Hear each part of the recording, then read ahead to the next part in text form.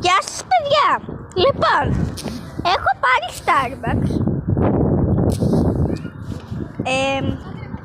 και πάμε λοιπόν.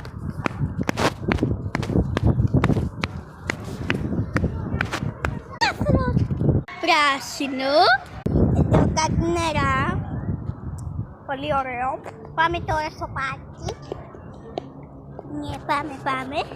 Εδώ δεν έχουμε τις κλασικές σαγιονάρες. Έχουμε άλλα παπουτσάκια.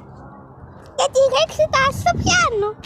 Δεν είναι το βίντεο που ανέβασα, είναι ένα άλλο. Ας πιούμε και λίγο. Λοιπόν, φτάσαμε στο αμάξι. Φτάσαμε στο αμαξάκι μας. Και εδώ είναι το drink και πήρα και άλλα πράγματα. Όπως αυτό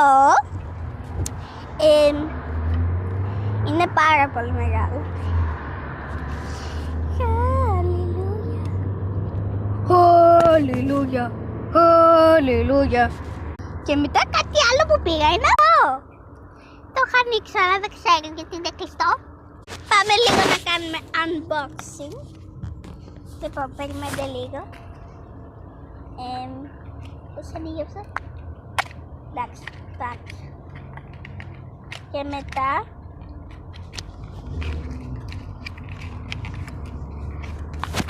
wow! Μετά δεν ξέρω πώς να το ανοίξω. Ναι.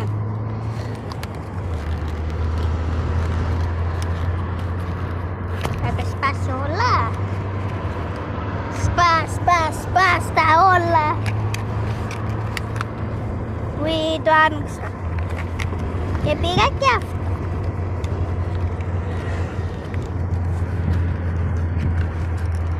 Λοιπόν, αυτό.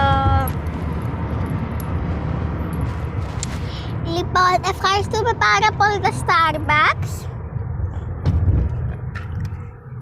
Αυτό. Bye.